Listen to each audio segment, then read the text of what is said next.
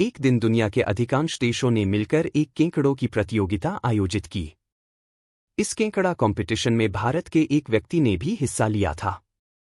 प्रतियोगिता में भाग लेने के लिए सभी देश के प्रतिभागी अपने साथ टोकरी भर भर कर केंकड़ों को साथ लाए हुए थे।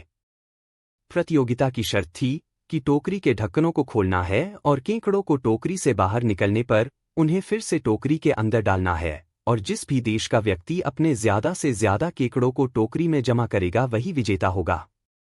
कंपटीशन शुरू हुआ। सभी देशों ने अपने टोकरी के ढक्कन निकाले। ढक्कन निकालते ही टोकरी से केंकड़े बाहर निकलने लगे और अलग अलग देशों के लोग केंकड़ों को अपने तरीकों का इस्तेमाल करके एक बार फिर से टोकरी के अंदर डालने में लग गए। अमेरिका के व्यक्ति ने अपने वैज्ञानिक तरीकों के द्वारा केंकड़ों को टोकरी के अंदर लाने की कोशिश की, लेकिन फिर भी उन्हें मात्र 40% ही सफलता मिली। चाइना वाले ने कुंफू कराटे के द्वारा केवल 50% ही केंकड़ों को टोकरी के अंदर किया। जापान वालों ने अपने टेक्नोलॉजी के द्वारा मात्र 65% केकड़े ही टोकरी में जमा कर पाए।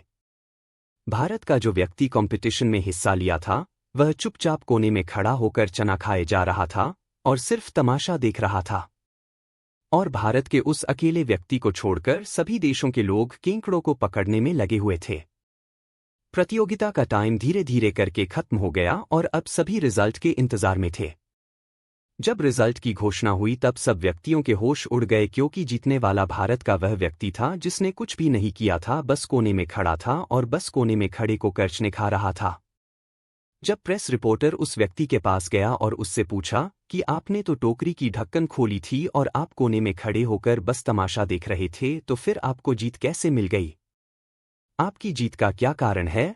उस व्यक्ति ने हंसते हुए कहा, इस प्रतियोगिता की शर्त थी कि जिसके टोकरी में भी ज्यादा केंकड़े होंगे वही जीतेगा, और मेरे ढक्कन खोलने के बावजूद एक भी केंकड़ा टोकरी से बाहर ही नहीं निकला। इस पर प्रेस रिपोर्टर ने दोबारा उससे पूछा, पर ढक्कन खोलने के बाद भी केंकड़े क्यों बाहर नहीं आए? उस व्यक्ति ने जवाब देते हुए कहा, क्योंकि भारत के केंकड़े बड़े ही विचित्र होते हैं।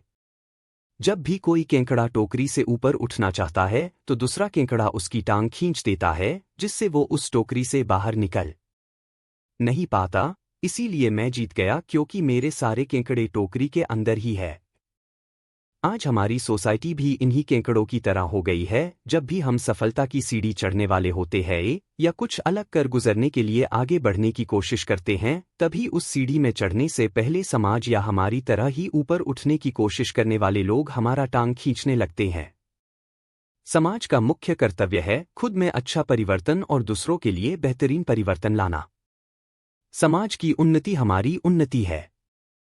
हमें केंकड़ों की भांति दूसरों की टांग नहीं खींचनी चाहिए, बल्कि एक सच्चा इंसान बनकर स्वयं को ऊपर उठाना चाहिए। साथ ही दूसरों के लिए हर वो संभव मदद करनी चाहिए जितना कि हमसे हो सके।